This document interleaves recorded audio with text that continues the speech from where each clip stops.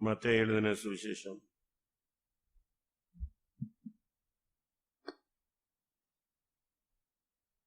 5ஆம் அதிகாரம் 8ஆம் வசனம். Matthew's Gospel chapter 5 verse 8. இருதயத்தில் சுத்தமுள்ளவர்கள் பாக்கியவான்கள், அவர்கள் தேவனை தரிசிப்பார்கள். மனிதன் முகத்தை பார்க்கிறான், தேவனோ இருதயங்களின் ஆழங்களை ஆராய்ந்து அறிகிறார். Man looketh at the face, but God examines the depth of our hearts, and he also searcheth our heart. அதனால்தான் இருதயத்தில் சுத்தமுள்ளவர்கள் பாக்கியவான்கள், அவர்கள் தேவனை தரிசிப்பார்கள். That is why it is said, blessed are the pure in heart, for they shall see God. இருதயம் சரியில்லாவிட்டால் இந்த மார்க்கத்தில் நாம் தேவனை தரிசிக்க முடியாது. If our heart is not right, then we cannot behold God in this religion. இருதயம்தான் மிகவும் முக்கியமானது. Our heart is the most important part. நாம் உயிர் வாழ அது எவ்வளவு முக்கியமோ, அதுபோல ஆன்மீகத்தில் நாம் உயிர் வாழ அது மிகவும் முக்கியமானது. Just as how the heart is very important for us to live every day, even so in our spiritual life, heart is very important. ஏனென்றால் இருதயத்திலிருந்து புறப்படுகிறது தான் மனிதனை தீட்டுப்படுத்துகிறது. Because that which proceeds from the heart defiles man. ஏனென்றால் மனிதனுடைய இருதயம் மகா கேடு உள்ளது என்று வேதம் சொல்லுகிறது. Because the Bible says the heart of man is desperately wicked. அதுக்குள்ள இருந்து தான் குப்பைகள் கிளம்புகிறது. It is out of the heart all the dust and garbage proceeds. Mark 7ஆம் அதிகாரம் 20, 22, 23. Mark's Gospel chapter 7 verses 20, verses 22 and 23. மனுஷருக்குள்ளே இருந்து புறப்படுகிறதே மனுஷனை தீட்டுப்படுத்தும். எப்படி எனில் மனுஷனுடைய இருதயத்துக்குள்ளே இருந்து பொல்லாத சிந்தனைகளும் விபசாரங்களும் வேசித்தனங்களும் கொலைபாதகங்களும் களவுகளும் பொருளாசைகளும் துஷ்டத்தனங்களும் கபடும் காம விகாரமும் வன்கண்ணும் தூஷணமும் பெருமையும் மதிகேடும் புறப்பட்டு வரும். பொல்லாங்கானவிகளாகிய இவைகள் எல்லாம் உள்ளத்திலிருந்து புறப்பட்டு மனுஷனை தீட்டுப்படுத்தும் என்றார். ஒரு தனி மனிதனை அவனுக்குள்ள இருந்து புறப்படுகிறதே அவனை தீட்டுப்படுத்துகிறது. So for a man independently, what proceeds out of his heart will defile him. அப்படியானால் சரிப்படுத்த வேண்டிய ஒரு முக்கியமான பகுதி இருதயம். So the most important member of our body which should be set right is our heart. இருதயம் சரியாயிட்டா ஒருத்தனுடைய ஊழியமும் சரியாயிடும், அவனுடைய ஜீவியமும் சரியாயிடும். If the heart is right, then the ministry and the life of a person will be set right. இருதயத்துக்குள்ள தான் இவ்வளவும் கிடக்குது. All these are in the heart. அவ்வளவும் இந்த குப்பைகள் அனைத்து உள்ள இருக்கிற இடம் இதுதான், ஹார்ட் தான். All these garbages are found in the heart. இது உள்ள இருந்து அவனை தீட்டுப்படுத்திட்டே இருக்கும். Being in the heart, it is defiling man. இது மாத்திரமல்ல, Not only that, அவனுடைய இருதயத்தின் நினைவுகள் அவனை பொல்லாதவனாய் மாற்றிக்கொண்டே வருகிறது. the thoughts of man make him continually evil. ஆதியாகமம் 6ஆம் அதிகாரம் 5ஆம் வசனம். Genesis chapter 6 verse 5. மனுஷனுடைய அக்கிரமம் பூமியிலே பெருகினது என்றும் அவன் இருதயத்து நினைவுகளின் தோற்றமெல்லாம் நித்தமும் பொல்லாததே என்றும் கர்த்தர் கண்டு. இங்கே இருதயத்தின் நினைவுகள் எல்லாம் நித்தமும் பொல்லாததாய். Here the imagination and the thought of his heart was only evil continually. இது எப்ப இருந்து அவனுக்குள்ள இப்படி மாறிடுச்சு? When did it change into this state? ஆதியாகமம் 8ஆம் அதிகாரம் 21ஆம் வசனம். Genesis chapter 8 verse 21. மனுஷனுடைய இருதயத்தின் நினைவுகள் அவன் சிறு வயது தொடங்கி பொல்லாததா இருக்கிறது. சின்ன வயசுல இருந்தே அவன் கெட்டு போனவனா இருக்கிறான். காரணம், அவன் இருதயம் சின்ன வயசுலயே பாதிக்கப்பட்டது. Even from his youth, he is corrupted because his heart is being harmed. இன்னைக்கு நம்முடைய இருதயம் எப்படி இருக்கு? What is the state of our heart today? வணங்கா கழுத்துள்ள ஜனங்கள், a stiff-necked people. இருதயம் மகா திருக்குள்ளதும் மகா கேடுள்ளதுமாய் இருக்கிறது. The heart is deceitful and desperately wicked. எப்பொழுதெல்லாம் இந்த இருதயம் பாதிக்கப்படுகிறது? When are the times our heart is being attacked or when it is being harmed? நன்றி இல்லாத நேரங்கள் வரும் பொழுது இந்த இருதயம் பாதிக்கப்படுகிறது. This heart is being touched when we are ungrateful, in the times that we are ungrateful. 1 Samuel 25ஆம் அதிகாரத்தை நாம் பார்க்கும்போது 1 Samuel chapter 25 அங்கே 37ஆம் வசனம். verse 37. பொழுது விடிந்து நாபாலின் வெறி தெளிந்த பின்பு அவன் மனைவி இந்த வர்த்தமானங்களை அவனுக்கு அறிவித்தாள். அப்பொழுது அவன் இருதயம் அவனுக்குள்ளே செத்து அவன் கல்லை போலானான். இருதயம் செத்து போனது. His heart died within him. அது கல்லை போல மாறிவிட்டது. It became as a stone. அவனே கல்லா மாறிவிட்டான். He became as a stone indeed. பாருங்க, இருதயம் ஒரு நன்றி இல்லாத ஒரு தன்மைக்குள்ள வரும் பொழுது அந்த மனுஷனுடைய நிலவரம் எப்படி இருக்குன்னு பாருங்க. When the heart turns out to be ungrateful, look at the state of a man. இதை புதிய ஏற்பாட்டில் நாம் பார்க்கும் பொழுது When we come to the New Testament about this, வேதம் என்ன சொல்லுகிறது? what does the Bible say? ரோமர் 1:21. Romans chapter 1 verse 21. அவர்கள் தேவனை அறிந்தும் அவரை தேவன் என்று மகிமைப்படுத்தாமலும் ஸ்தோத்திரியாமலும் இருந்து தங்கள் சிந்தனைகளினாலே வீணரானார்கள். உணர்வில்லாத அவர்களுடைய இருதயம் இருளடைந்தது. நம்ம ஸ்தோத்திரம் பண்ணாம, துதிக்காம, மகிமைப்படுத்தாம, ஜெபிக்காம, ஆண்டவரை கனம் பண்ணாம நாம் இருக்கும் பொழுது தானாகவே நம்முடைய இருதயம் இருளுக்குள்ளே கடந்து போய் விடுகிறது. When we do not offer praises, when we do not glorify the Lord, when we are not thankful, when we do not pray, automatically our heart becomes darkened. இதெல்லாம் வச்சுதான் கடைசியில இயேசு சொன்னார், இருதயத்தில் சுத்தம் உள்ளவர்கள் பாக்கியவான். It is on the basis of all this Jesus said, blessed are the pure in heart. இந்த இருதயம் கழுவப்பட்ட இருதயமாய் மாற வேண்டும். This heart should be that which is washed. அப்பனா நமக்குள்ள இந்த பரிசுத்தம் என்கிற தன்மை உண்டாகும். Only then we will have this aspect of holiness in our heart. இருதயம் கழுவப்பட்ட ஒரு தன்மைக்குள்ளே வர வேண்டும். Our heart should come into a state of being washed. அந்த லெவலுக்கு நாம் வரும் பொழுது When we come to that state, நாம் ஆண்டவரோடு நெருங்குவோம். we will get closer to God. நம்முடைய இருதயம் உண்மையுள்ள இருதயமாய் மாறும். Our heart becomes a faithful heart. எபிரேயர் 10:22. Hebrews chapter 10 verse 22. துர்மான சாட்சி நீங்க தெளிக்கப்பட்ட இருதயம் உள்ளவர்களாயும் சுத்த ஜலத்தால் கழுவப்பட்ட சரீரம் உள்ளவர்களாயும் உண்மையுள்ள இருதயத்தோடும் விசுவாசத்தின் பூர்ண நிச்சயத்தோடும் சேர கடவோம். துர்மன சாட்சி நீங்க தெளிக்கப்பட்ட இருதயம், அதான் கழுவப்பட்ட இருதயம். Our heart sprinkled from an evil conscience, that is a heart which is washed. அப்பொழுது உண்மையுள்ள இருதயமாய் மாறும். Then our heart becomes a pure heart. இதுதான் நம்முடைய வாழ்க்கையில இப்போ தேவன் எதிர்பார்க்கிற ஒரு தன்மை. This is the attribute which God expects in our life today. இல்லாவிட்டா இந்த இருதயம் கெட்டுப்போன நிலவரத்துல ஒண்ணுமே பண்ண முடியாது. If not, our heart is corrupted, we can do nothing. இன்னைக்கு உலகத்துல பாருங்க, Consider in the world today, heart ஃபெயிலியர்னா அதுக்கு பிறகு மாற்று கருத்து இல்லையே. if there's a heart failure, there is nothing to be ஏதாவது ஒரு transplanted. சான்ஸ் பைபாஸ் பண்ணி பார்க்கலாம். There's a second chance of doing a first bypass. Angio பண்ணி பார்க்கறாங்க. They do an அதுக்கு angiogram. பிறகு அது ஃபெயிலியர்னா பைபாஸ்க்கு போறாங்க. They go for a bypass surgery next. இல்லனா ரீப்ளேஸ் பண்றாங்க. If that they transplant. அப்படிதானே? Isn't that true? எபிரேயர் 3:12 வசனத்தை பார்க்கும்போது Hebrews chapter 3 verse 12. சகோதரரே, ஜீவனுள்ள தேவனை விட்டு விலகுவதற்கு ஏதுவான அவிசுவாசமுள்ள பொல்லாத இருதயம் உங்களில் ஒருவனுக்குள்ளும் இராதபடிக்கு நீங்கள் எச்சரிக்கையாயிருங்கள். எப்ப தேவனை விட்டு விலகுறோமோ அப்பொழுது அவிசுவாசம் உள்ள ஒரு பொல்லாத இருதயம் நமக்குள்ள உண்டாகிவிடும். The time we depart from God, we have an evil heart of unbelief in us. அதனால தான் நீங்க வஸ்திரத்தை கிழிக்க வேண்டாம், நீங்க இருதயத்தை கிழியுங்கள் என்று யோவேல் சொல்லுகிறார். That is why in the prophetic book of Joel we read, do not rend your garments but rend your heart.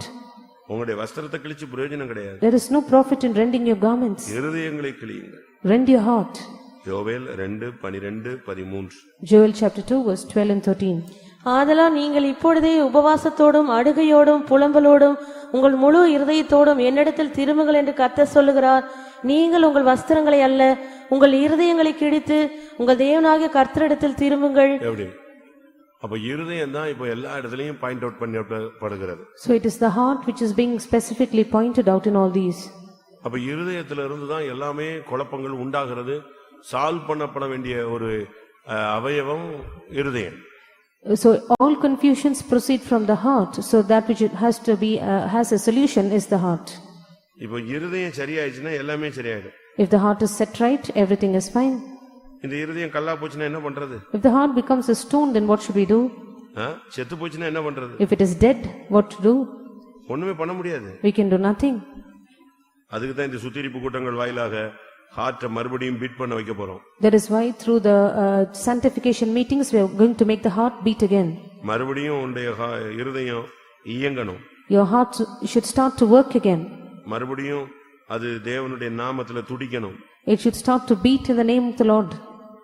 இல்லாவிட்டா உங்க இருதயம் அப்படியே கெட்டு போய் நீங்க தேவனை விட்டு விலகி பொருளாசையை பின்பற்ற ஆரம்பிச்சிருவீங்க. If not, your heart will be corrupted, you will depart from God and you will follow after covetousness. Ezekiel 33:31. Ezekiel chapter 33 verse 31. ஜனங்கள் கூடி வருகிற வழக்கத்தின்படி உன்னிடத்தில் வந்து உனக்கு முன்பாக என் ஜனங்கள் போல் உட்கார்ந்து உன் வார்த்தைகளை கேட்கிறார்கள். ஆனாலும் அவர்கள் அவைகளின்படி செய்கிறதில்லை. அவர்கள் தங்கள் வாயினாலே இன்பமாய் பேசுகிறார்கள். அவர்கள் இருதயமோ பொருளாசையை பின்பற்றி போகிறது. இருதயம் எங்க போய்கிட்டே இருக்கு? Where is the heart heading to? அவங்க இருதயம் இங்கே இல்ல, அது பொருளாசைக்கு பின்னால போய்கிட்டே இருக்கு. Their heart is not here, but it is going after covetousness. இதை வச்சு நம்ம என்ன பண்ண முடியும்? So what can we do with this? அதனால இன்னைக்கு ஃபர்ஸ்ட் பார்ட் நம்முடைய இருதயத்தை கர்த்தருடைய கரங்களில் ஒப்பு கொடுக்க போவோம். So as our first part, we are going to offer our heart into the hand of the Lord. நமக்கு இன்னைக்கு இந்த கல்லான இருதயத்தை கர்த்தர் எடுக்கணும். The Lord should remove the stony heart today. எடுப்பாரா? Will He do it? எடுக்க முடியுமா? Can the Lord take it out of us? எடுக்க ஒப்பு கொடுப்பீங்களா? Will you surrender yourself for the Lord to remove it? ஒரு சிலர்லாம் ஆஞ்சியோ பண்ணாமலே இருக்காங்க, இல்லாவிட்டா bypass பண்ணாமலே இருக்காங்க. கேட்டா செத்து போயிடுவோன்னு ஒரு பயம், பணம் இல்லைன்னு ஒரு பயம். Some do not go for an angio, they do not go for a bypass surgery, the fear that they might die, or the fear of having no money.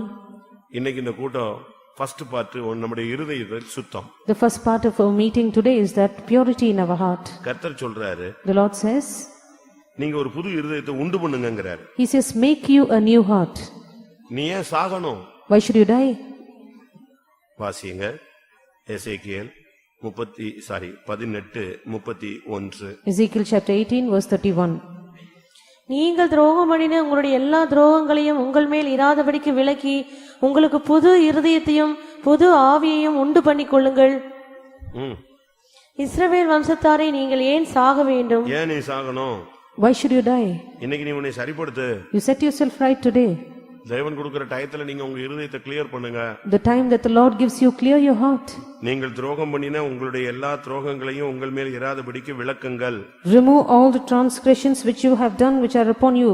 நீங்க முதலாவது உங்களுக்கு புது இருதயத்தையும் புது ஆவியையும் உண்டு பண்ணுங்கள். First of all, make you a new heart and a new spirit in you.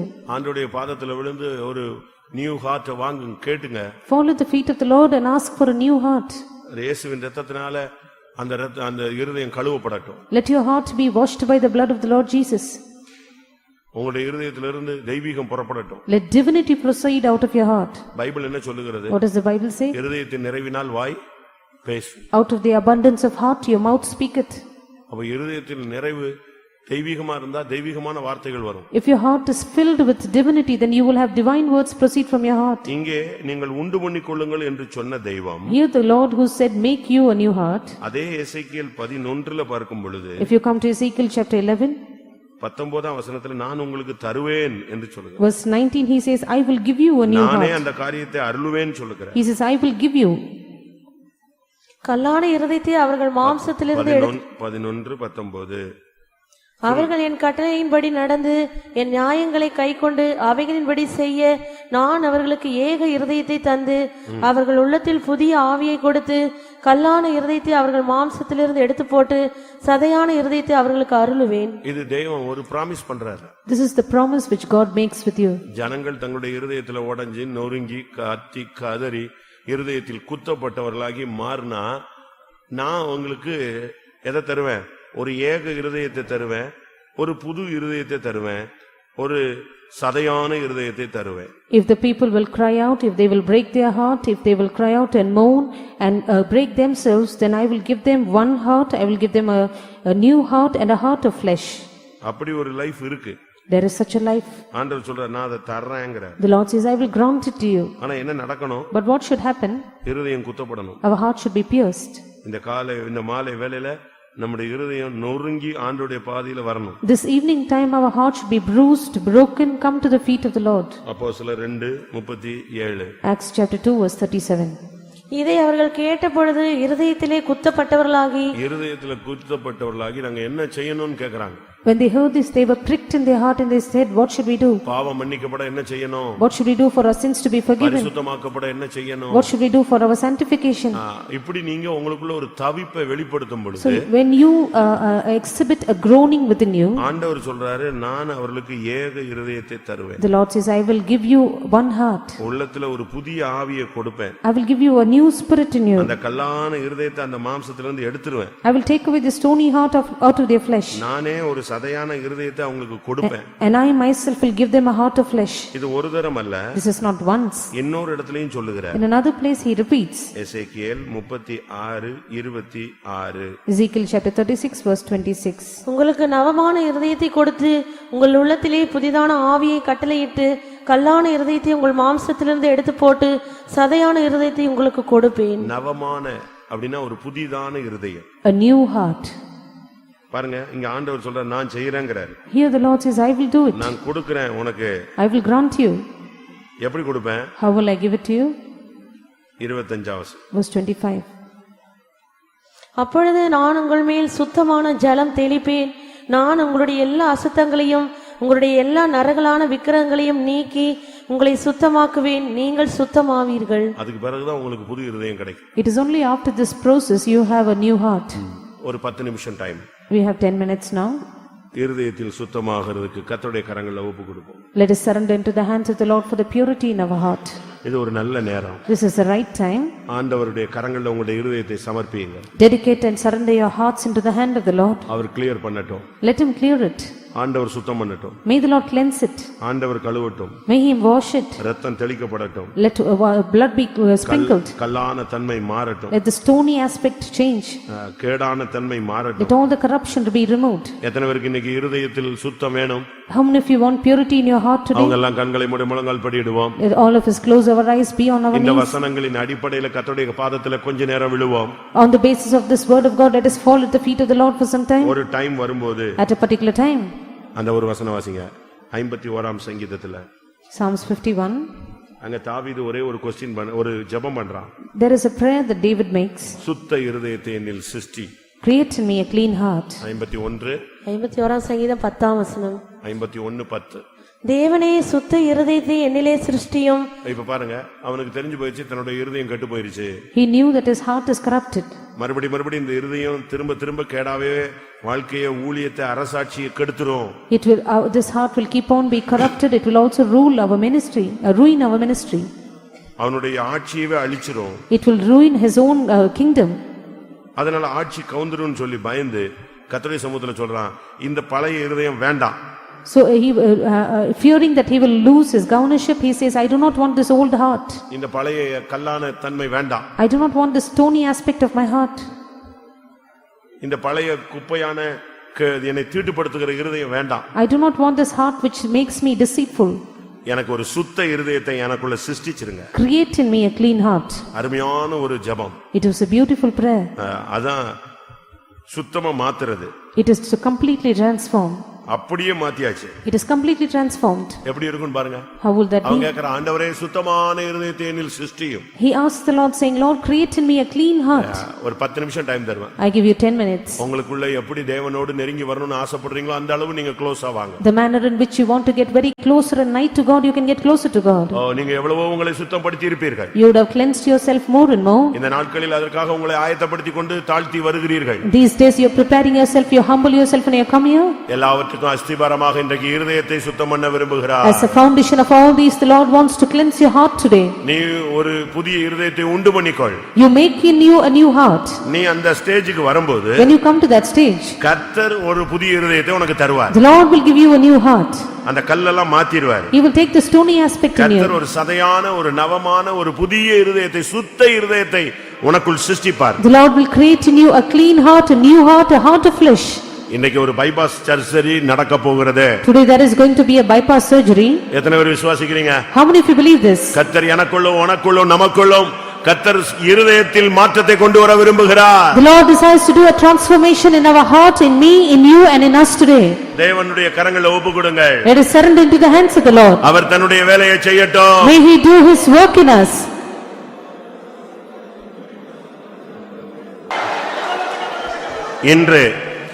இன்று சர்வ வல்லமையுள்ள தேவன் இந்த கூட்டத்தில் இறங்கி உன் இருதயத்தை சதையாய் மாற்றுவாரானால்,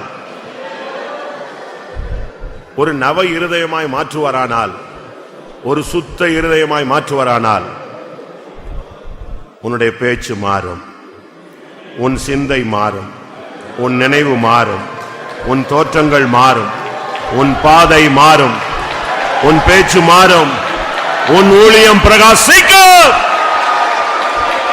கர்த்தர் உனக்காய் யுத்தம் பண்ணுவார்.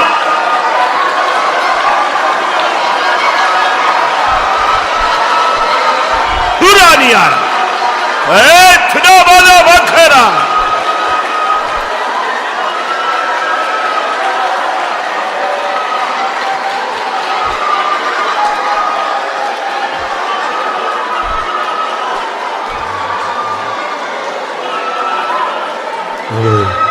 எப்போதும் உமையே நினைந்து உருகிடு, உம்மாலிருந்து நாடி மறந்திடு, எப்போதும் உம்மை நினைந்து உருகிடு, உம்மாலிருந்து நான் உருகி மறந்திடு. கர்த்தாவை வாஞ்சிக்கிறேன், அன்பில்லாதான் நான் உருகிறேன். கர்த்தாவை வாஞ்சிக்கிறேன், அன்பில்லாதான் நான் உருகிறேன். எப்போதும் உம்மை நினைந்து உருகிடு, உம்மாலிருந்து நான் உருகி மறந்திடு. எப்போதும் உம்மை நினைந்து உருகிடு, உம்மாலிருந்து நான் உருகி மறந்திடு. கர்த்தாவை வாஞ்சிக்கிறேன், அன்பில்லாதான் நான் உருகிறேன். கர்த்தாவை வாஞ்சிக்கிறேன், அன்பில்லாதான் நான் உருகிறேன். கர்த்தாவை வாஞ்சிக்கிறேன், அன்பில்லாதான் நான் உருகிறேன். கர்த்தாவை வாஞ்சிக்கிறேன், அன்பில்லாதான் நான் உருகிறேன். கர்த்தாவை வாஞ்சிக்கிறேன், அன்பில்லாதான் நான் உருகிறேன்.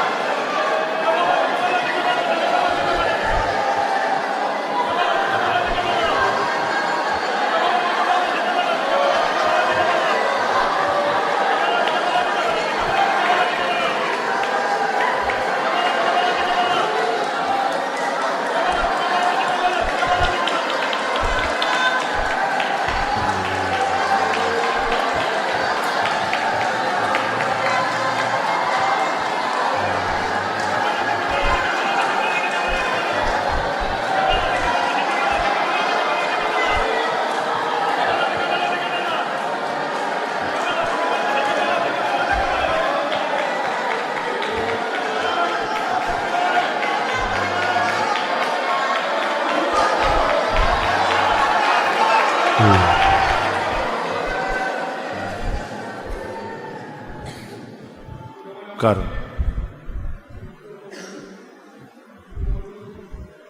கர்த்தருடைய பரிசுத்த நாமத்துக்கு மகிமை உண்டாவதாக. Glory be unto the holy name of the Lord. 2 Samuel 3ஆம் அதிகாரம் 3ஆம் வசனம். 2 Samuel chapter 3 verse 3. நாபாலின் மனைவியாயிருந்த கர்மேல் ஊராளான அபிகாயிலிடத்திலே பிறந்த கீலேயாப் அவருடைய 2ஆம் குமாரன். 3ஆம் குமாரன் கேசூரின் ராஜாவான தல்மாய் குமாரத்தியாகிய மாக்கால் பெற்ற அப்சலோம் என்பவன். இங்கே தாவீதினுடைய 3வது குமாரன் அப்சலோமை பற்றி சொல்லியிருக்கிறார். Here it is mentioned about Absalom, who was the 3rd son of David. இவன் ஒரு இஸ்ரவேலன் அல்ல. He was not an Israelite. இவன் கேசூரின் வம்சத்தைச் சேர்ந்தவன். He belonged to the generation of Geshur. கேசூரின் ராஜாவாகிய தல்மாயின் குமாரத்தியாகிய மாக்காள் பெற்ற Absalom. He was the 3rd Absalom, the son of Maacah, the daughter of Talmai, king of Geshur. ஒரு அந்நியன். He was a stranger.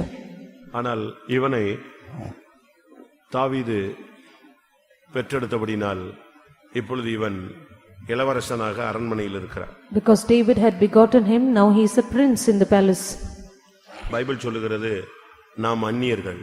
The Bible says we are also strangers. காணியாட்சிக்கு புறம்பானவர்கள். We were apart from the commonwealth of God. ஆனால் நமக்கு கிருபையினால் இந்த வாய்ப்பு கிடைத்திருக்கிறது. But we have got this chance by grace. கிருபையினால் ரட்சிக்கப்பட்டீர்கள். By இது grace are you உங்களால் saved. உண்டானதல்ல, தேவனுடைய ஈவு. By grace are you saved. This is not of you, but this is the gift of God. Absalom. Absalom. அப் அப்படின்னா பிதா.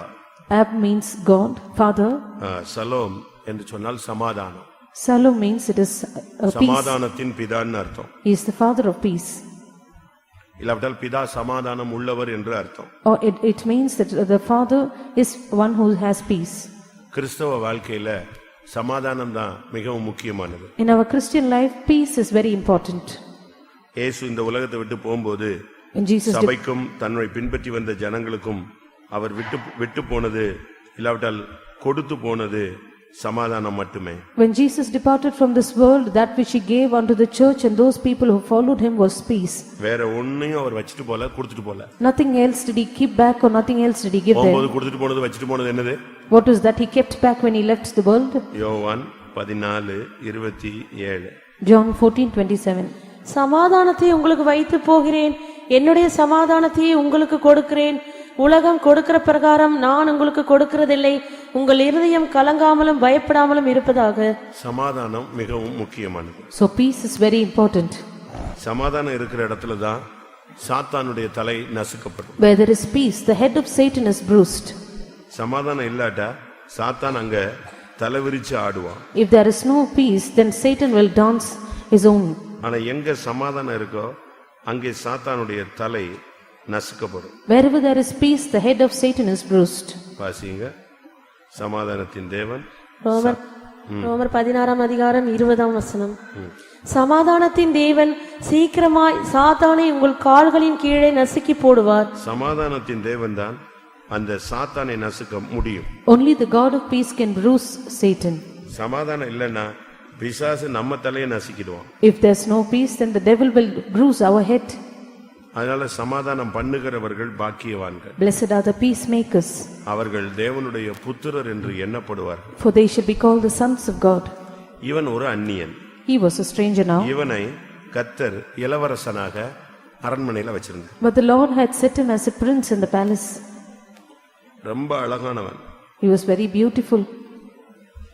இவன மாதிரி அழகு அநேகர் கிடையாது. He was a handsome man. There was no other as handsome as he was. 2 Samuel 14ஆம் அதிகாரத்துல பார்க்கும்போது 2 Samuel chapter 14 அவன் எவ்வளவு அழகுள்ளவன் சொல்லியிருக்கு. 25 verse 25.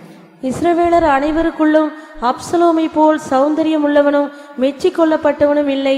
உள்ளங்கால் தொடங்கி உச்சந்தலை மட்டும் அவனில் ஒரு பழுதும் இல்லாதிருந்தது. அவ்வளவு அழகானவன். He was so handsome. There was no one as beauty as him. எழுத்தின்படி மிகவும் அழகானவன். Literally, he was so much praised and for his beauty. அவனுடைய தலைமயிர் அவனுக்கு பாரமா இருப்பதனால் வருஷத்துல ஒரு ட்ரிப் அவன் அதை மொட்டை அடித்துக் கொள்வான். Because his hair was heavy for him, once in a year he will make his head bald. அவன் அவ்வளவு அந்த முடியே அவனுடைய ஹேர் ஸ்டைலே பயங்கரமா இருக்கும். To that extent his hairstyle and his hair would look so beautiful. கர்த்தர் பாருங்க, ஒரு அந்நிய மனுஷனை இளவரசனா மாத்தி அழகுள்ளவனா மாற்றி ஒரு பழுதும் இல்லாதவனாய் அவனை மாற்றியிருந்தார். The Lord had made a stranger as a prince and he has made him beautiful and without any blemish. பழுது இல்லாத அனுபவம் என்பது மணவாட்டியினுடைய ஒரு தன்மை. Experience of having no blemish is one of the attributes of the bride. உன்னத பாட்டுல நாம் பார்க்கும் பொழுது Song of the Solomon we read 4:7 chapter 4 verse 7. என் பிரியமே நீ பூரண ரூபவதி, உன்னில் பழுதொன்றும் இல்லை. இவ்வளவு அருமையான ஒரு மனுஷன் தான் Absalom. Such a beautiful man, an excellent man was Absalom. ஒரு இன்சிடென்ட் நடந்தது. There was one incident which took place. ஒரே ஒரு சம்பவம். Only one incident. அந்த சம்பவம் அவனுடைய வாழ்வை புரட்டிட்டு. This incident totally overturned his life. நான் நேத்து சொன்னேன். Yesterday I said. ஒரே ஒரு காரியம். Just one thing. சொல்லுங்க பாபு. மரியாதை செலுத்தாத ஒரு காரியம். The only point of not. இல்லாவிட்டா காணிக்கையில சரியா செலுத்தாத ஒரு காரியம். நேற்று முந்தானாலும் நான் சொன்னது. Yesterday and day before yesterday we saw that it was not giving respect or not giving our offering rightly. ஆமானுக்கு மொர்தெகாய் ஸ்தோத்திரம் பண்ணல, அது அவனுடைய வாழ்க்கையவே நாசமாக்கிடுச்சு. Mordecai did not offer greetings to him and that spoiled his life completely. Coin சரியா காணிக்கை செலுத்தல, அது அவனுடைய வாழ்க்கையே முடிச்சிடுச்சு. Cain did not offer give his offering rightly, that brought an end to his life. 2 Samuel 13ஆம் அதிகாரத்துல முதல்ல இருந்து பார்க்கும்போது இவனுடைய சகோதரிக்கு ஒரு கெட்ட சம்பவம் நடக்கிறது. 2 Samuel chapter 13 from verse 1 onwards we read that there was an ill incident which took place for his sister. அது ஒரு மோசமான ஒரு சம்பவம். It was an evil incident that took place. நடக்க கூடாத ஒரு காரியம். It was an incident which should not occur. அது யாரும் எதிர்பார்க்காதது. No one expected it. ஒரு தவறு நடந்தது. There was a fault which took place. அது இவனுடைய வாழ்வை பயங்கரமான ஒரு நெருக்கத்துக்குள்ள கொண்டு போய் விட்டது. That brought his life into a greater conflict. அந்த ஒரு இன்சிடென்ட் தான் அவனுடைய முழு வீழ்ச்சிக்கும் காரணம். Only that one incident was the reason for his fall. அவனுடைய வாழ்வின் வீழ்ச்சியினுடைய மைய புள்ளி அந்த இன்சிடென்ட்ல தான் இருக்கு. The center of his fall and of the incident in his life, of the fall in his life was this incident. அதோட அவன் புத்தி மாறிடுச்சு. With that his mind changed. Tension ஆயிட்டான். He was tensed. ஆனா வெளிய ஒண்ணும் காட்டிக்கல. Outwardly it was not seen. But அது மைண்டுக்குள்ள வருஷ கணக்கா அவனுக்குள்ளேயே போராடுது. Years together it was striving in his mind. அது நீங்க 2 சாமுவேல் 13ஆம் அதிகாரத்துல வீட்ல போய் உட்கார்ந்து படிங்க, நீங்க எல்லாம் தெரிஞ்ச கதை தான். 2 Samuel chapter 13 you can read at your homes, it is well aware to everyone. அவனுக்கு அதை சகிக்க முடியல. He could not bear with it. அது மைண்டுக்குள்ள இருந்துகிட்டே இருந்துச்சு. It remained in his mind. அந்த ஒரு incident. With that one incident. 2 Samuel 13:22ல பார்க்கும் பொழுது இந்த காரியத்தின் நிமித்தம் அப்சலோம் அவனை பகைத்தான். 2 Samuel chapter 13 verse 22 we read, and because of this Absalom hated him. இந்த காரியத்தின் நிமித்தம். Because of this matter. அந்த ஒரு இன்சிடென்ட் that அவன் மைண்டை விட்டு போகவே இல்லை. That one incident did not leave his mind. But நன்மையோ தீமையோ பேசலன்னு அந்த வசனம் சொல்லுகிறது. But the Bible says that he did not speak evil or good about him. ஒண்ணும் பேசிக்கல. He did not speak anything. அமைதியா விட்டுட்டு உள்ளுக்குள்ள அந்த வேகம் இருந்துகிட்டே இருந்துச்சு. He did not speak anything outwardly, but within he had that hatred increasing. உங்க வாழ்க்கையில நடந்த ஏதாவது ஒரு சம்பவம் உங்களை இப்படி பாதிச்சிருக்கா? Has any incident which happened in your life harmed you in this manner? சுட்டு போட்டாலும் மறக்காது. Even if you're being shot down, you will not forget. அதுக்கு நீங்க சொல்லுங்க, தீயினால் சுட்ட புண் உள்ளாறு மாறாதே, நாவினால் சுட்ட வடும்பை. You will try to use that proverb for this cause. வசனத்தெல்லாம் விட்டுட்டு திருக்குறளையே கூட்டி வந்துருவீங்க. You will try to bring the Tirukkural inside the forgetting your words. Think ஏதாவது ஒரு சம்பவம். There is some incident. 23ஆம் வசனம் சொல்லுகிறது 2 வருஷம் சென்ற பின்பு. Verse 23 says after 2 full years have passed by. வருஷங்கள் போய்கிட்டு இருக்கு, ஆனா பகை மாறவே இல்ல. Years are rolling by, but the hatred is not changing. அது உள்ளுக்குள்ளேயே செட் ஆகிட்டே இருக்கு. That is within. டைம் கிடைச்சது. When there was a right time, அம்னோனை கொன்னுட்டான். he killed Amnon. எப்படி இருக்கும்? ஒரு இன்சிடென்ட் 2 வருஷமா இவனுக்குள்ள புகஞ்சு அது வெளியே வரும்போது ஒருத்தன் என்ன செஞ்சிருச்சு? கொன்னுடுச்சு. For 2 full years, this one incident was keeping on ruling within his heart, and when the right time appeared, he killed him.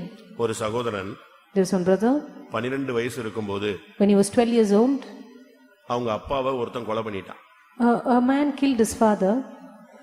இவன் ஒரு பையன், He was the only son, மத்ததெல்லாம் பெண் பிள்ளைகள். all the others were daughters. இவனுக்கு அப்ப 12 வயசு. He was 12 years old. சரியான விவரம் தெரியாது, He did not have the clear understanding. யாரு எவருன்னு தெரியாது. He did not know who the man was. But அப்பாவை கொன்னுட்டாங்க, அது மட்டும் அறிவுல இருக்கு. He only had the understanding that his father was killed. 6ஆம் கிளாஸ் படிக்கும்போது நடந்த சம்பவம். This was the incident when he was 6 years in the அதுக்கு 6th பிறகு அந்த standard. குடும்பம் அப்படியே செதஞ்சு போயிருச்சு. After which his family totally was bruised ஏன்னா தலைவன் இல்ல. because there was not the head of அப்போ the ஒரு house. நெருக்கமான ஒரு சூழ்நிலை. A plight of afflictions. இந்த பையனால ஓரளவு தான் படிக்க முடிஞ்சது. He could only be educated to an extent. அதுக்கு பிறகு அங்க போய் இங்க போய் கஷ்டப்பட்டு ஏதோ அக்கா தங்கச்சிகளை கல்யாணம் கட்டி வச்சான். After which he went and toiled here and there and finally got his sisters married. ஒரு டயத்துக்கு பிறகு After a particular period of time, நம்முடைய ஒரு விசுவாசியோடு டை அப் ஆனோம். he had a tie-up with one of our believers. ஒரு contract பேசிஸ்ல join பண்ணோம். He joined for a contract basis. ரெண்டு பேரும் கான்ட்ராக்ட் எடுத்தாங்க. Both had taken the contract. ஒரு சர்டன் டைமுக்கு பிறகு அந்த கான்ட்ராக்ட் நல்ல லெவல்ல டெவலப் ஆயிடுச்சு. After a particular time limit, the contract went to a good அது development. அவனுக்குள்ள விசுவாசத்தை கொண்டு வந்தது. It brought a faith within him. அவன் ஓரளவு ரட்சிக்கப்பட்டான். He was saved to an extent. இப்ப நல்ல டெவலப் ஆகுறான். Now he is developing. நல்ல டெவலப் ஆயிட்டு இருக்கும்போது While he was being developed, ஒரு நாள் ஒருத்தன் வந்து சொன்னான், one day a man came to him and said, உங்க அப்பாவை கொன்னவன உனக்கு தெரியுமான்னு கேட்டான். "Do you know the man who killed your father?" தெரியாது. "I do not know." பாத்திருக்கியா? "Have you seen him?" இல்ல. "No." பேர் தெரியுமா? "Do you know his name?" தெரியாது. "No." எந்த ஊர்ல இருக்கான் தெரியுமா? "You know his place?" தெரியாது. "No." நீ வேணா வா, நான் ஒரு நாள் காட்டுறேன். "Maybe you want to come, I will show him to you." இப்ப அவனுக்கு வயசு 32 வயசு. Now he was 32 years old. 20 வருஷம் கழிச்சு After 20 long years, கொஞ்சம் டெவலப் ஆகி வரும்போது, when he was trying to be developed, புதுசா கல்யாணம் ஆகி குழந்தை பெற்ற போது, he was newly married, he had children. திடீர்னு ஒருத்தன் வந்து சொல்றான், உங்க அப்பாவை கொலை பண்ணவனே உனக்கு காட்டுறேன். All of a sudden a man appears to him and says, "I will show you the murderer of your father." இப்பதான் ரட்சிப்புக்குள்ள வர்ற time. It was the time he was about to be saved. இப்ப திடீர்னு பார்த்தா இதை கொண்டு வந்து அவன் தலையில ஏத்திட்டாங்க. All of a sudden he brought this mind into him. அவ்வளவுதான். That was the end. அதோட இவனுடைய புத்தி ரிவர்ஸ் ஆயிடுச்சு. With that his mind started to reverse. நம்ம இவ்வளவு வசதியா இருக்கிறோம், அப்பாவை கொன்னவனை விட்டுட்டு வச்சிருக்கலாமா, இவனை காலி பண்ணிடணும்னு ஒரு ஆவி உள்ள வந்துருச்சு. We have so much of conveniences. Should we leave that person in peace who killed our father? We should finish him off. அதோட கம்பெனியை விட்டான், குடும்பத்தை விட்டான், எல்லாத்தையும் விட்டான். எப்படியாவது அவனை தூக்கிட்டு வந்துடணும்னு சொல்லி அதுக்குன்னு ஆள்லாம் செட் பண்ணி கரெக்டா போயிட்டான். He wanted to somehow catch hold of that man. Therefore he left his company, his family and everything, and he set up people in order to catch hold of the man. அதுக்குன்னு பையங்களை ready பண்ணான். He also set up the boys. அதுக்குன்னு கார்லாம் ready பண்ணான். He made up a அதுக்குன்னு vehicle. பணம் ready பண்ணான். He also prepared money. அதுக்குன்னு ஆட்கள் எல்லாம் அவனை எப்படி கொண்டு வரணும்ங்கற ஆள்லாம் ரெடி பண்ணான். He also prepared the way in which he should be brought. அந்த ஆளுக்கு இவனும் தெரியாது. That man did not know him. அந்த குறிக்கப்பட்ட ஆளுக்கு இவனை யாருன்னே தெரியாது. The particular man did not know who he was. ஏன்னா அப்ப இவன் குட்டி பையன். Because he was a small boy. ஆனா பட் அவன் லேண்ட் புரோக்கரா இருக்கான். But he was a land broker. அதனால இன்னொரு இடத்துல ஒரு இடம் வேணும் அப்படின்னு சொல்லி ஒரு ஆள் மூலமா அவனை ஒரு காட்டுக்குள்ள இந்த இடத்தை காட்டுறதுக்கு கொண்டு வராங்க. So he was brought under the statement that he had to be shown, he had to show a land for a person, and he was brought to a forest area. 20 வருஷம் கழிச்சு அப்பாவை கொன்னவன அந்த லேண்ட்ல வச்சு ரெண்டு பேரும் நேரடியா சந்திச்சான். On that land he met the person, the murderer of his father directly after 20 long years. கூட்டு வந்தால் இன்ட்ரோ듀ce பண்ணார். இவர்தான் இடத்தை வாங்க போறாரு. The person who brought him said, "This is the man who's going to purchase your land." இவர்தான் owner. He is the owner. வாங்க போற ஓனர் இவர்தான். This is the owner of the land. இவர்தான் லேண்டுக்கு புரோக்கர் அப்படின்னு ரெண்டு பேரும். He introduced the other one saying he is the land broker. ரெண்டு பேரும் ஷேக் ஹேண்ட் பண்ணிட்டாங்க. They shook their hands. அடுத்த 10 நிமிஷத்துல அவனை காலி பண்ணிட்டான். Very 10 minutes he finished him off. அப்படியே எல்லாம் குரூப்பா போறாங்க அந்த இடத்தை பாக்குது. They all went in as a group to see the land. இவனுக்குள்ள அந்த ஆவி வருது, கொலைகார ஆவி. The spirit of murder was working in him. அவ்வளவுதான், சுத்தி நின்னு வெட்டிட்டாங்க, கொன்னுட்டாங்க. They all compassed him and they slew him, killed him. இது ஒரு ஆவி. This is a spirit உள்ளுக்குள்ள இருக்கும். which is within. சமயம் வரும் பொழுது உயிர் அடையும். At the appropriate time it will receive life. இந்த ஜென்ம சுபாவம் உள்ளுக்குள்ள இருக்கும். This sensual nature is within. Time வரும் பொழுது அது வெளியே வரும். அது வரைக்கும் அது அப்படியே பம்மிக்கிட்டே இருக்கும். At the appropriate time it will show its head. Until then it will keep on silent. உனக்குள்ளேயும் இருக்கு, எனக்குள்ளேயும் இருக்கு. It is within you and me. அது வரும் பொழுது தான் வரும். இல்லன்னா மத்த நேரத்துல அட்டாசமா அமைதியா இருக்கும். Only at the appropriate time it will have its life. Otherwise it 2 is வருஷம் silent. கம்முன்னு இருந்தான். 2 long years he was silent. சரியான டைம் வந்துச்சு. At the right time, கரெக்டா டைம் பார்த்து அவனை கொலை பண்ணிட்டான். at the right time he killed him. ஒரு இன்சிடென்ட், தன்னுடைய தங்கச்சிக்கு நடந்த ஒரு சம்பவம் அவனை இப்பொழுது முதலாவது கொலைகாரனாக மாற்றினது. One incident, that is the incident in the life of his sister, now made him a murderer. யோசிச்சு பாருங்க. Just imagine. இப்ப அவன் கொலைகாரனா மாறிட்டான். Now he stands a murderer. இப்ப நடந்தது என்ன? Now what happened then? 2 Samuel 13:38 மறுபடியும் கேசூருக்கு போய்விட்டான். 2 Samuel chapter 13 verse 38 we read he returned to Geshur again. வாசி. அப்பொழுது அப்சலோம் கேசூருக்கு ஓடி போய் அங்கே 3 வருஷம் இருந்தான். 2 வருஷம் வெயிட் பண்ணி அவனை கொன்னான். 2 years he waited and he killed him. 2 வருஷம் நாசமா போச்சு. 2 years was lost. இப்ப அடுத்து 3 வருஷம் எங்க போய் ஒளிஞ்சாச்சு? திரும்பவும் கேசூர்ல போய் உட்கார்ந்துட்டான். Now 3 years he is hiding at Geshur.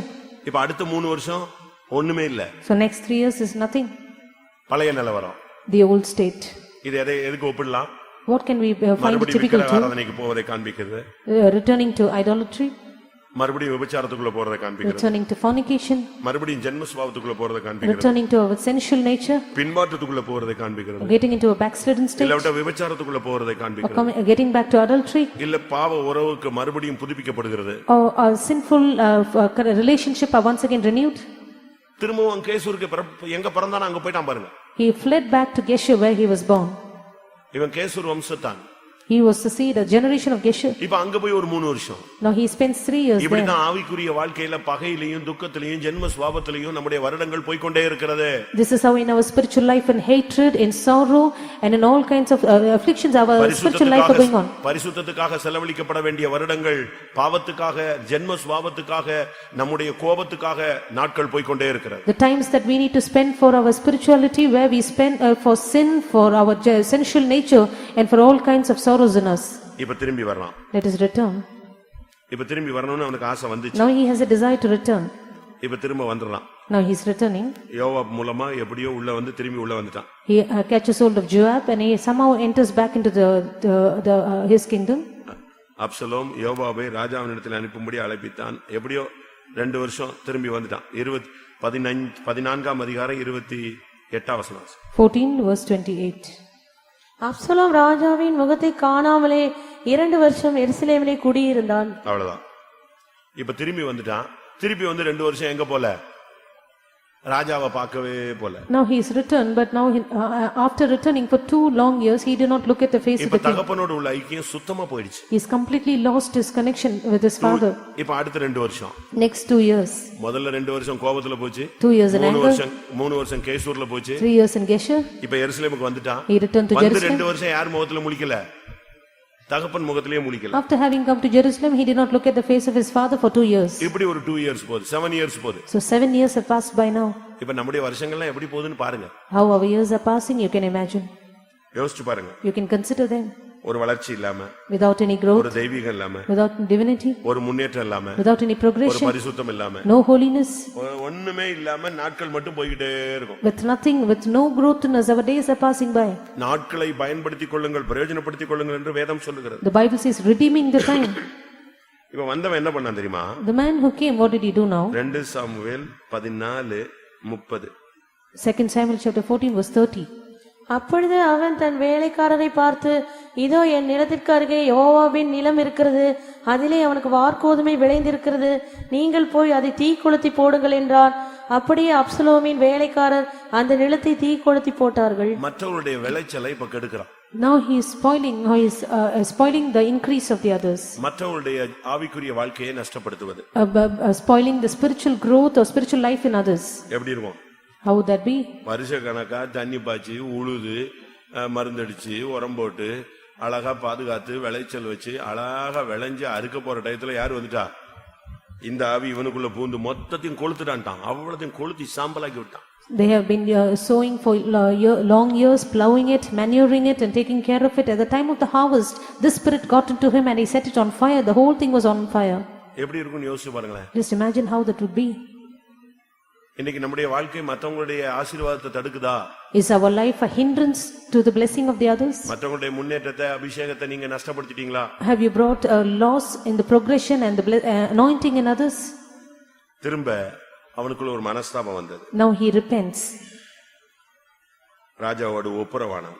He reconciled with the king. 2 Samuel 14:33. 2 Samuel 14:33. யோவாப் ராஜாவினிடத்தில் போய் அதை அவனுக்கு அறிவித்த போது அப்சலோமை அழைப்பித்தான்.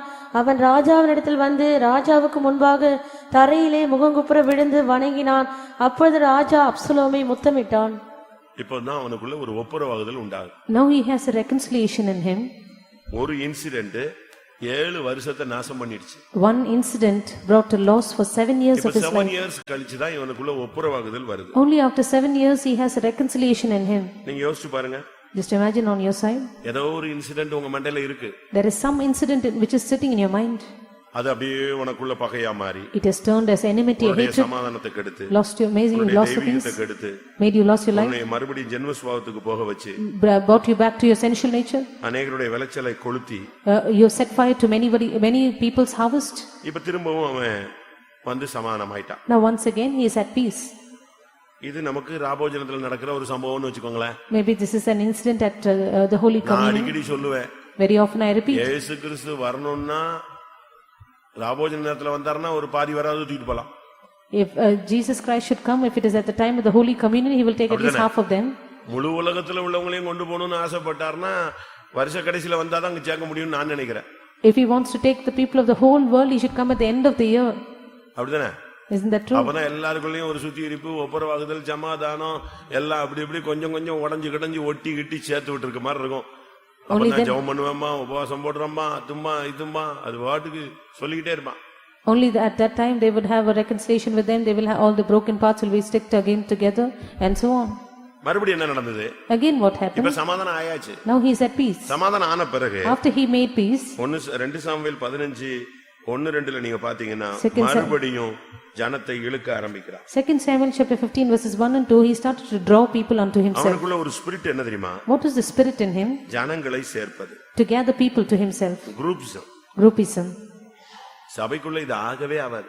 This is never a part of the church. அவன் வந்து நிப்பான். He would be there. யாராவது ராஜாட்ட போனா, If anyone went to the king, உன் காரியம் கரெக்டா தான் இருக்கு, பட் ராஜா ஒன்னும் தெளிவா பேச மாட்டாரே.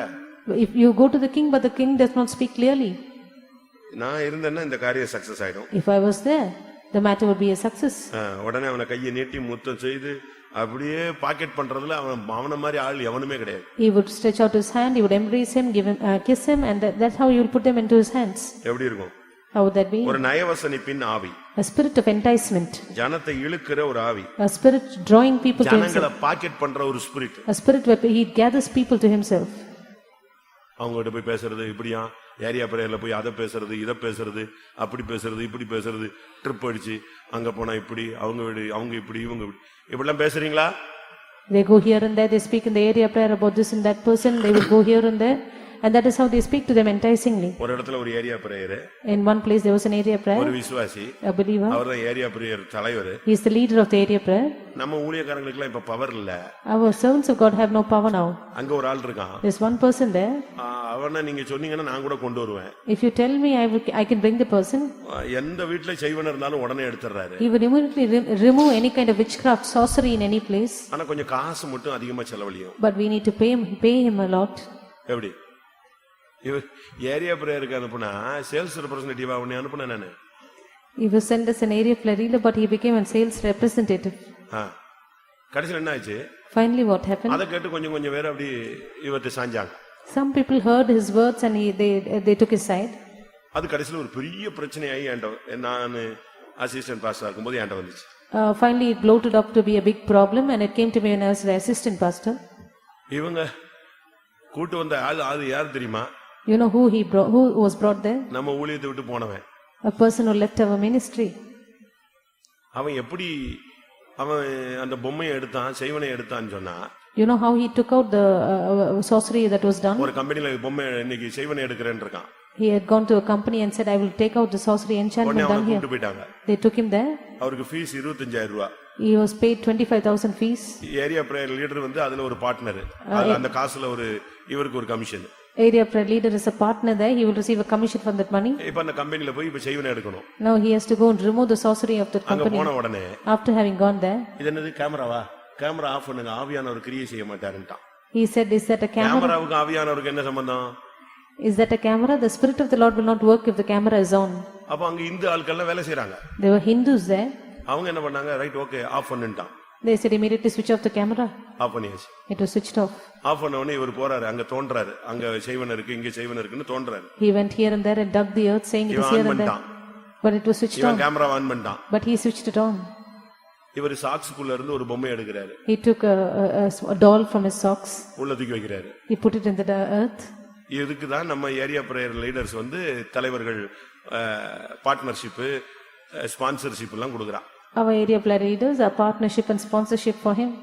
மனைவி புருஷனும் மனைவி என்கிட்ட வந்தாங்க. The husband and wife came to me. ஏன்னா அன்னைக்கு நைட்டே நான் பெங்களூர்ல இருந்து மீட்டிங் முடிச்சு போயிட்டு இருந்தேன். I was returning from Bangalore after a meeting that night. அப்பவே எனக்கு ரிப்போர்ட் வந்துச்சு. I received a call out on this matter. அங்கேயே நான் எல்லாம் என்கொயரி பண்ணி கேதர் பண்ணிட்டே வந்தேன். I was gathering information about all this. நைட்டே சென்டர் பாஸ்டர்ட்ட வண்டியிலேயே பேசினேன். That night on the way I was speaking to the center pastor. அன்னைக்கு நைட்டே அனௌன்ஸ் பண்ணிட்டோம், சபையை விட்டு எக்ஸ்கம்யூனிகேட் பண்ணிட்டோம். That night he was announced to be excommunicated out of the church. இப்படி ஒரு ஆள் சபைக்கே தேவையில்லை. We do not need such a person in the church. அடுத்த நாள் புருஷனும் மனைவியும் என் ரூம்ல வந்து உட்கார்ந்தாங்க. Very next day the husband and wife came to my room. நான் சொன்னேன், நீ ஏரியா பிரேயர் லீடர்ல இதை பேசினாயா? I asked him, did you speak this in the area prayer? உடனே மனைவி சொல்லுது, நானும் டெய்லி கூட தான் போனேன், ஒரு இடத்துல கூட அவர் பேசல. The wife immediately said, I accompanied him every day. He never spoke this word anywhere. நீ கொஞ்ச நேரம் வாயை மூடு, நான் இப்ப புருஷன்ட்ட பேசுறேன், ஏய் நீ பேசுனியா இல்லையா? I asked her to keep her mouth shut and I want to speak to the பதிலே husband. இல்ல. He was silent. போதுமா போதுமா, உண்மை என்ன? What is the truth? நம்ம என்ன பண்றோம்? What are we doing? இதெல்லாம் அப்சலோமின் spirit. This is the spirit of Absalom. நயவசனம், enticement, சிரிக்கிறது, பேசுறது, to smile and laugh, உடனே முத்தம் கொடுக்கிறது, to give a kiss, அப்படி கட்டி பிடிச்சிக்கிறது. we will embrace. எதுக்கு? What for? காஃபிக்காக, சோத்துக்காகவா? எதுக்கு? Whether it is for a coffee or for food, what for? ஆறாம் வசனம், Verse 6. 2 சாமுவேல் 15:6. இந்த பிரகாரம் 5:6. எவனாகிலும் ஒருவன் அவனை வணங்க வரும்போது அவன் தன் கையை நீட்டி அவனை தழுவி முத்தம் செய்வான். இந்த பிரகாரமாக அப்சலோம் ராஜாவினிடத்தில் நியாயத்துக்காக வரும் இஸ்ரவேலருக்கெல்லாம் செய்து இஸ்ரவேல் மனுஷருடைய இருதயத்தை கவர்ந்து கொண்டான். மற்றவங்களை வந்து மனுஷிகமா நம்ம கவரவே கூடாது. We should not humanly try to steal the hearts of others. ஆவிக்குரிய ஜீவியத்துல தான் நம்ம இருக்கணும். We only have to be spiritual in our இவனுக்கு spiritual life. ராஜா ஆகணும்னு ஆசை. He wanted to be the king. கடைசில ராஜா ஆயிட்டான். Finally he was the king. ஆனா அவன் செஞ்ச தப்பெல்லாம் நான் இப்போ சபையில சொல்ல முடியாது. But I cannot openly tell all the mistakes that he committed. 2 சாமுவேல்ல நீங்க போய் படிச்சு பாருங்க. If you read through 2 Samuel, நிலவரம் என்ன? what was the state now? தன் தாயின் மறுமனையாட்டிகளோடு தவறு செய்தான். He committed error with the concubines of his அவனுடைய mother. வாழ்க்கையில பெரிய வீழ்ச்சியை கொண்டு வந்தது. That brought a great fall in his life. நீங்க பைபிள் படிச்சு பாத்தீங்கன்னா, If you read through the Bible, 2 Samuel 18 வாசி. 2 Samuel chapter 18 verse 18. அப்சலோம் உயிரோடே இருக்கையில் என் பெயரை நினைக்க பண்ணும்படியாக எனக்கு குமாரன் இல்லை என்று சொல்லி ராஜாவின் பள்ளத்தாக்கிலே தனக்கென்று ஒரு தூணை நிறுத்தி அந்த தூணுக்கு தன் பெயரை தரித்திருந்தான். அவனுக்கு என்ன கிடையாது? Now what is not there for him? யார் கிடையாது? What is not there? குமாரன் இல்லை. No son. ஜெயஜீவியே இராது. There's no victorious life. சபையில விசுவாசியா இருப்பீங்க. You might be a believer of the church. உங்களுக்குள்ள பகையும் உங்களுக்குள்ள ஜென்ம சுபாவமும் தேவனோடு ஐக்கியம், பரிசுத்தவான்களோட ஐக்கியம் இவைகளெல்லாம் இல்ல, ஒரு நயவசனிப்பா நீங்க இந்த சர்ச்சில் இருந்தீங்கன்னா உங்களுக்கு குமாரன் இருக்க மாட்டான். If there is no you have a hatred in you, and if you have no fellowship with God and with the saints, you have no son. உனக்கு ஜெயஜீவன் கிடைக்காது. You have no victorious life. அவனுக்கு குமாரன் இல்லை. He has no son. ஆனா ராஜாவாகணும்னு ஆசை ராஜாவாயாச்சு. இப்ப அவனுக்கு பின்னால ஆள்றதுக்கு ஆள் இல்லையே. Now he had the desire to be the king. He has become the king, but there's no one to follow him in rule. என்ன பிரயோஜனம்? What is the profit? இவ்வளவு கஷ்டப்பட்டு ராஜாவாயிட்டு அவன் கடைசில பைபிள் சொல்லுகிறது அவனுக்கு குமாரன் இல்லை. With so much of difficulty he became the king, but there was no son, the Bible says. அவன் தனக்கென்று ஒரு தூணை, ஒரு சிலையை வச்சிட்டு வந்தான். He set up a pillar for himself. கடைசில அவனுடைய வாழ்க்கை எப்படி இருந்தது? Finally how was his life? சுத்தி கடைசில எந்த ராஜாவுடைய தாவீதினுடைய முகத்துல முத்தம் கொடுத்தானோ அவனுக்கு ஆப்போசிட்டாவே மாறிட்டான். He was wandering here and there, and finally the face of the king whom he kissed, he became contrary to him. தகப்பனுக்கு விரோதமாகவே எழும்பி விட்டான். He rose up against his own father. சுத்தி தாவீதுக்கு விரோதமாகவே அவன் யுத்தத்தை தொடங்கினான். Circumlocuting, finally he started war against David. எப்படி இருக்கும்னு யோசிச்சு பாருங்க. How would that be? ஒரு இன்சிடென்ட் தான். Just one நான் திரும்ப incident. இந்த பாயிண்ட்க்கு தான் நான் வரேன். I return to the same point. ஒரு சம்பவம் அவனை கேசூருக்கு ஓடி போக வைத்தது, ஒரு பெரிய வயலை கொளுத்த வைத்தது, திருப்பி ஜனங்களை இழுக்க வைத்தது. அதுக்கு பிறகு அவனுடைய வாழ்க்கையில கொஞ்சம் கொஞ்சமா ஜெய ஜீவியத்தை இழக்க வைத்தது. One incident made him flee back to Geshur, made him entice the people, made him lose his son. Finally he was lost of anything. இப்ப நிலவரம் என்ன? Now what is the state? யுத்தத்துல கர்வாலி மரத்துல தொங்கினான். In the battle he was hanging in the oak tree. எப்படி இருக்கும்? How would that be? நீங்க யோசிச்சு பாருங்க. Just imagine. நீ மறைவில் செய்த குற்றம் வெளியரங்கமாக உனக்கு பாதிப்பை கொண்டு வரும். Your secret sins will outwardly bring you a great harm. தேவன் எல்லாவற்றையும் காண்கிறார். God is watching everything. நீங்க யோசிச்சு பாருங்க. You can imagine for one. அவன் ஒரு கோவேறு கழுதை மேல வந்துகிட்டு இருந்தான். He was riding upon a mule. தலை முடி. His hair. அவனுக்கு ஹேர் ஸ்டைல் தான் ரொம்ப முக்கியம். His hairstyle was very important for him. அதை போட்டு இழுத்துக்கிட்டே இருக்கிற ஆளுங்க எல்லாம் நம்ம ஆளுங்க இருக்கான். There are people who keep on combing their hair. நம்ம ஆளுங்க கூட கலர்லாம் போடுறாங்க. Our people are also dyeing their hair. அப்படிதானே? Isn't that true? முந்தி வந்து கருப்பு மட்டும் தான் அடிச்சிட்டு இருந்தாங்க. Olden days they were only dyeing it black. இப்போ என்ன வெவ்வேற கலர்லாம் புதுசா வந்துருச்சு. There's so many new colors which have come. பண்றீங்களா? Are you also doing நீ that? எங்க இருக்கிற? பெண்டிகாஸ்ட்ல இருக்கறியா? எங்க இருக்கிற? Are you in Pentecost or where are you? இப்ப அந்த முடி என்ன நடந்தது? Now what happened to his hair? கர்வாலி மரத்துல தொங்கிடுச்சு. It got caught in the oak tree. தூக்கி தொங்க விட்டுருச்சு. It made him hang on அவனால the. வெளியே எடுத்துட்டு தலையை சிக்க தட்டி எடுத்துட்டு வெளியே வர முடியல. He could not remove his hair for being entangled. அதுக்குள்ள யோவாப் வந்துட்டான். Before that Joab was there. சுத்தி நின்னு அடிச்சான். 10 பேர் நின்னு அடிச்சாங்க. There were 10 people around him which smote him. 10 மறுமனையாட்டிகளோடு பாவம் செஞ்சான். 10 பேர் அடிச்சாங்கன்னு பாஸ்டர் டிவி சொல்லுவாரு.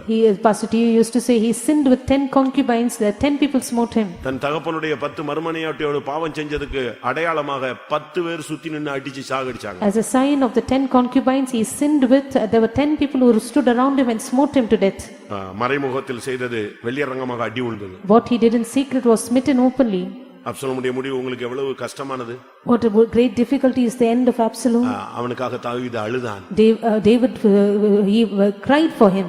தாவீது அழுதான். He lamented for him. எவ்வளவு நிர்பந்தமான ஒரு நிலவரம். What a miserable state. அழகான ஒரு பிள்ளைவ. He was a handsome boy. ஆக்சுவலா சாலமோனுக்கு இந்த போஸ்டிங் கிடையாது. Solomon did not have this posting. இந்த போஸ்டுக்கு ராஜாவா வர்றதுக்கு சாலமோனுக்கு எந்த தகுதியும் கிடையாது. Solomon was never qualified as a king. ஒரு அழகும் கிடையாது, ஒரு மண்ணும் கிடையாது. He had no beauty, nothing. எல்லா இது அருமையான சான்ஸ் யாரு ஒரு ஆளுக்கு தான் இருந்துச்சு. All these chances belong to only one person.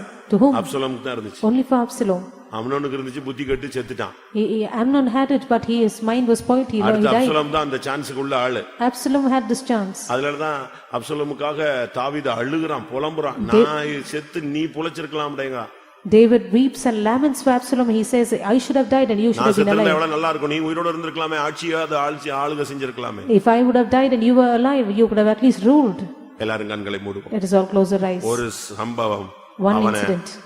தகப்பனை விட்டு பிரிச்சிருச்சு, தேசத்தை விட்டு பிரிச்சிருச்சு, தேவனை விட்டு பிரிச்சிருச்சு, இந்த உலகத்தை விட்டே பிரிச்சிருச்சு. One incident separated him from his father, from the land, from God and from this world also. ஏதாவது ஒரு சம்பவம் உங்களுக்குள்ள கிடந்து கசப்பையும் வைராக்கியத்தையும் வேகத்தையும் கோபத்தையும் உண்டாக்கி ஜபத்தை விட்டு பரிசுத்தத்தை விட்டு தெய்வீகத்தை விட்டு பரிசுத்தவாங்களுடைய ஐக்கியத்தை விட்டு கொஞ்சம் கொஞ்சமாக சபையை விட்டு பரலோகத்தை விட்டு உன்னை பிரித்து விடும்.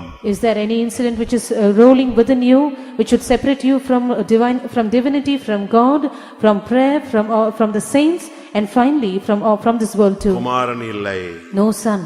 ஜெயஜீவிய நஷ்டப்பட்டு போயிடுச்சுன்னா என்ன பிரயோஜனம்? What is the profit if your victorious life is lost? ஆனால் அந்த பெண்ணுக்குள்ள இருந்து வந்த ஆண் குழந்தை சகலத்தையும் ஆளும்படி மேலே போனது. But the man child which the woman brought out, it went up to overcome everything. ஆனால் அப்சலோமுக்கு அப்படி பிறந்து போக பிள்ளை இல்ல. But Absalom did not have any child to be begotten. ஒரு பிள்ளையும் இல்ல, ஒண்ணுலாம ஓட்டத்தை முடித்தான். Without any children he finished his race. எல்லாரும் கண்களை மூடி முழங்கால் படியிடுவோம். Let's all close our eyes, be on our இந்த knees. கூட்டத்தினுடைய இரண்டாவது பகுதி. The second part of this meeting. Absalom. சமாதானம்னு பேர் இருந்தது, சமாதானமே அவனுடைய வாழ்க்கையில் முடிவில் இல்லாமல் போய்விட்டது. His name was peace, but there was no peace in his life at the end of his life. கேரக்டரை மாத்துங்க.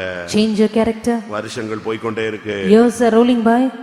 கோபத்திலையும் வேகத்திலையும் நாட்கள் போக வேண்டாம். Let not your days go in anger and hastiness. கிருபையிலையும் அபிஷேகத்திலையும் வருஷங்கள் போகட்டும். Let your years roll by with grace and anointing. ஜெபத்திலையும் உபவாசத்திலையும் வருஷங்கள் போகட்டும். Let your years go in prayer and fasting. தாழ்மையிலையும் அன்பிலையும் நாட்கள் போகட்டும். Let your days go on with humility and love. ஜெயஜீவம் இல்லாமல் ஓட்டத்தை முடிச்சிராதீங்க. Without an overcoming life, do not finish the course of your life. எல்லாரும் கொஞ்ச நேரம் கண்களை மூடி முழங்கால் படிடுங்க. For a short while, let us all close our eyes, be on our knees. உங்களுக்குள்ள இந்த வசனங்களின் அடிப்படையில் என்ன குறை இருக்கிறது என்று ஆவியானவர் உங்களுக்கு சுட்டி காட்டுகிறாரோ அதை இன்றைக்கு மாலையிலே பலிபீடத்தில் வையுங்கள். Which of the Spirit of the Lord is pointing out to you, which is a shortfall that is in you, on the basis of this word of God, place it on the altar this evening time. 20 வருஷத்துக்கு முன்ன 30 வருஷத்துக்கு முன்னால உள்ள ஏதோ ஒரு சம்பவத்தை வச்சுக்கிட்டு நம்முடைய வாழ்க்கையை தெய்வீகத்தை நாம் கெடுத்துற வேண்டாம். Let us not spoil our life, our divinity, because of some incident which took place 20 years or 30 years back. 2 வருஷம் 4 வருஷம் பழைய கதைகளை எடுக்க வேண்டாம். Let us not return the old stories saying 2 years and 4 years. கர்த்தர் நம்மோடு இருக்கிறார். God is with us. தேவன் நம் பட்சத்தில் இருந்தால் நமக்கு விரோதமாய் இருப்பவன் யார்? If God is on our side, who can stand against us? ஒரே ஒரு இன்சிடென்ட் அவனுடைய வாழ்க்கையை கொஞ்சம் கொஞ்சமா நஷ்டப்படுத்தி கொண்டே வந்தது. Only one incident, little by little, brought a loss in his life. அவனை பகைஞனாய் மாற்றினது. Made him had அவனை enmity. கொலைகாரனாய் மாற்றினது. Made him a murderer. அவனை மறுபடியும் கேசூருக்கு ஓடி போக வைத்தது. Made him flee back to Gesher. அநேகருடைய விளைச்சலை எரிக்க வைத்தது. Made him burn the harvest of many. மனுஷரை பிரியப்படுத்துகிறவனாய் மாறினான். Made him a man pleaser. முகஸ்துதியை விரும்பினான். He desired for superfluous. நயவசனிப்புள்ளவனாய் மாறினான். He was a man of enticement. தகப்பனை துரத்தினான். Finally he drove his father out. அருவருப்புகளுக்கு இடம் கொடுத்தான். He gave him அருவருப்புகளுக்கு இடம் He gave கொடுத்தான். him to abominations. அவனுடைய வாழ்க்கையில் தோல்வி உச்சகட்டத்துக்கு வந்தது. He came to the summit of defeat in his life. இப்பொழுது அவனுக்கு குமாரன் இல்லை. Now he has no son. அநாதியாய் தொங்கினான். He hung as an orphan. அநாதையாக தொங்கினான். He was hanging as an orphan. யாரும் அவனுக்கு சப்போர்ட் பண்ண முடியல. No one could support him. அங்கேயே அடிபட்டு செத்தான். There he was smitten to death. நிர்பந்தமான முடிவு நமக்கு வர வேண்டாம். Let us not have this wretched and miserable end. ஜட்ஜ்மென்ட்டை நோக்கி நாம் போக வேண்டாம். Let us not head towards judgment. கிருபாசனத்தை நோக்கி போவோம். Let us run to the throne of grace. பட்டயத்தை நோக்கி போக வேண்டாம். Let us not head towards the sword. இரக்கத்தை நோக்கி போவோம். Let us run towards grace and mercy. ஹalleluya. வாயை திறங்க. Open your mouths. தேவனுடைய சமூகத்தில் அறிக்கையிடுங்கள். Confess in the presence of God. ஆண்டவரோடு நெருங்கி வாருங்கள். Get closer to God. ஏதோ ஒரு சம்பவம் உன்னை காயப்படுத்தி விட்டது. If there is any incident which has wounded you, அது உன் கிருபையை நஷ்டப்படுத்தி விட்டது. made you lose the grace, உன்னுடைய ஜெபத்தை நஷ்டப்படுத்தி விட்டது. made you lose your prayer, உன்னுடைய பிரதிஷ்டையை நஷ்டப்படுத்தி விட்டது. made you lose your consecration, உன்னுடைய உபவாசத்தை நஷ்டப்படுத்தி விட்டது. has made you lose your fasting, உன்னுடைய விழிப்பின் ஆவியை நஷ்டப்படுத்தி விட்டது. has made you lose your spirit of vigilance, உன்னுடைய முழங்காலை நஷ்டப்படுத்தி விட்டது. made you lose your being on your knees, உன்னுடைய சமாதானத்தை கெடுத்து விட்டது. has lost your peace. உன்னுடைய தெய்வீகத்தை கெடுத்து விட்டது. It has also made a loss of your divinity. உனக்கும் பரிசுத்தவான்களுக்குள்ள ஐக்கியத்தை கெடுத்து விட்டது. It has cut off the fellowship with you and the saints. உனக்கும் தேவனுக்குள்ள ஐக்கியத்தை கெடுத்து விட்டது. It has spoiled your fellowship with the Lord. ஓ தேவன் உன்னை நேசிக்கிறார். The Lord loves you.